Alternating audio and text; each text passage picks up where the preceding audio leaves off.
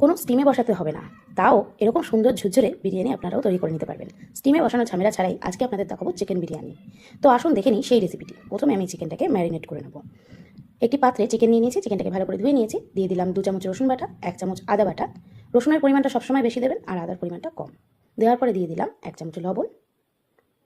ঝালের জন্য দিয়ে দেবো গোলমরিচের গুঁড়ো আর শুকনো লঙ্কার গুঁড়ো। আশা করি মাপগুলো বুঝতে পারছেন দেখে।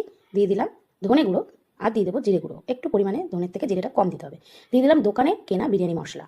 দিয়ে দিলাম জল ঝরানো টক দই। দেওয়ার পরে দিয়ে দেবো বেরেস্তা। বেরেস্তা দেওয়ার পরে দিয়ে দেবো গোলাপ জল, কেওড়া জল। দেওয়ার পরে একটু সামান্য সাদা তেল দিয়ে দেবো। দেওয়ার পরে ভালো করে ম্যারিনেট করে সব কিছু একসাথে ম্যারিনেট করে 1 ঘন্টার জন্য রেখে দেবো। ওদিকে চালও আমি 1 ঘন্টার জন্য ভিজিয়ে রেখেছিলাম। চালের জলটাও এবার বসিয়ে দেবো, জলটা গরম হতে দেবো। দেখুন জলটা গরম হয়ে গেছে। এবার ভিজিয়ে রাখা চালটা আমি এর মধ্যে দিয়ে দিলাম। চালটা একবার পাক উঠবে তখনই আমি কিন্তু নামিয়ে দেবো। যেহেতু প্রেশার কুকারে করবো সে কারণে আমার চাল বেশি সেদ্ধ করার প্রয়োজন নেই। তারপরে প্রেশার কুকারের মধ্যে তেল গরম করে, অবশ্যই সাদা তেল গরম করে নুন হলুদ দিয়ে আলুগুলোকে ভেজে তুলে নিয়েছি। দিয়ে দিলাম গোটা গরম মশলা, তেজপাতা ফোড়নে। আর দিয়ে দিলাম ম্যারিনেট করে রাখা চিকেনটা। দিয়ে কিছুক্ষণ রান্না করে নেবো ঢেকে ঢেকে। দেখুন কিছুক্ষণ রান্না করার পরে এখানে আলুটাও অ্যাড করে দিলাম যাতে আলুটা একটু নরম হয় আর আলুর মধ্যে মশলাটাও ভালোভাবে ঢুকে যায়। আলুটাও দিয়ে রান্না করে নিলাম কিছুক্ষণ। অবশ্যই ঢেকে ঢেকে করবেন। করার পরে দেখুন প্রায় কিন্তু আমার মশলা কষে গেছে, মাংসটাও কষে গেছে। এবার দিয়ে দিলাম টমেটো স্লাইস। টমেটোটা অপশনাল, আপনারা চাইলে নাও দিতে পারেন। তারপরে দিয়ে দেবো 2 কাপ পরিমাণে জল, বেশি জল দেওয়ার প্রয়োজন নেই। দিয়ে এবার ঢেকে দেবো, ফুটতে দেবো। দেখুন ঢেকে দিলাম, এবার ফুটতে দিলাম। যেই ফুটে গেল এবার আমি যে চালটা সেদ্ধ করে রেখেছিলাম সেই চালটা এবার উপর দিয়ে দেবো। গ্যাসের আঁচ কিন্তু এই সময় একদম কমিয়ে দেবেন। দিয়ে দিলাম চালটা। দেওয়ার পরে দিয়ে দিলাম উপর দিয়ে চিনি। আর দিয়ে দেবো বিরিয়ানি মশলা যেটা দোকান থেকে কিনেছি। আর দিয়ে দিলাম আবারও বিরিয়ানি মশলা যেটা আমি ঘরে বানিয়েছি। দেওয়ার পরে এর উপর দিয়ে দেবো গোলমরিচের গুঁড়ো সামান্য।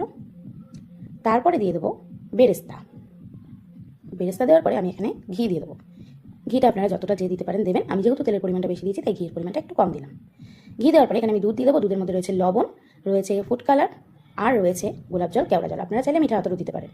দিয়ে চারিদিক দিয়ে ছড়িয়ে এবার ঢেকে দিয়ে একটা সিটি দেবো। খুব বেশি সিটি দেওয়ার প্রয়োজনে একটা সিটি দেবেন। দিয়ে গ্যাসটা অফ করে দিয়ে 7-8 মিনিট মতো স্টিমে রেখে দেবেন। ঠিক 7-8 মিনিট হবে। তারপর এরকম করে ভাপটা অবশ্যই বার করে নেবেন, নয়তো কিন্তু চাল আরও গুলে যাবে। দেখুন আমিও ভাপটা বার করে নিচ্ছি। একটা সিটি দেওয়ার পরে 7-8 মিনিট রেখে দিলাম। দিয়ে এরকম ভাপটা বের করে নিচ্ছি। ভাপটা বের করে নেওয়ার পরে দেখিয়ে দিচ্ছি কতটা পারফেক্ট হয়েছে আমার বিরিয়ানিটা। দেখুন এবার আমি একটু হাতা অথবা খুন্তির সাহায্যে দেখিয়ে দিচ্ছি। দেখুন কতটা পারফেক্ট হয়েছে। দারুণ হয়েছে, দারুণ। দেখে আশা করি আপনারা বুঝতে পারছেন কতটা সুন্দর হয়েছে, কতটা পারফেক্ট হয়েছে। তো এরকমভাবে বিরিয়ানি বানাতে চাইলে অবশ্যই রেসিপিটি ফলো করবেন আর এইভাবে একবার বানিয়ে খান। আশা করি আপনাদের ভালো লাগবে। আমার তো ভীষণ ভালো লেগেছে। যেরকমভাবে চালটাও সেদ্ধ হয়েছে সেরকম আলুটাও সফট হয়েছে, মাংসটাও নরম হয়েছে আর খেতে তো দুর্দান্ত হয়েছিল। অবশ্যই একবার ট্রাই করুন, বানিয়ে খান, বানিয়ে খাওয়ান, এনজয় করুন। ভিডিওটি ভালো লাগলে আর রেসিপিটি ভালো লাগলে লাইক কমেন্ট শেয়ার কিন্তু অবশ্যই করে দেবেন। আশা করি দেখে আপনারা বুঝতেই পারছেন কতটা লোভনীয় হয়েছে। ভিডিওটি ভালো লাগলে লাইক কমেন্ট শেয়ার করে দেবেন। ধন্যবাদ।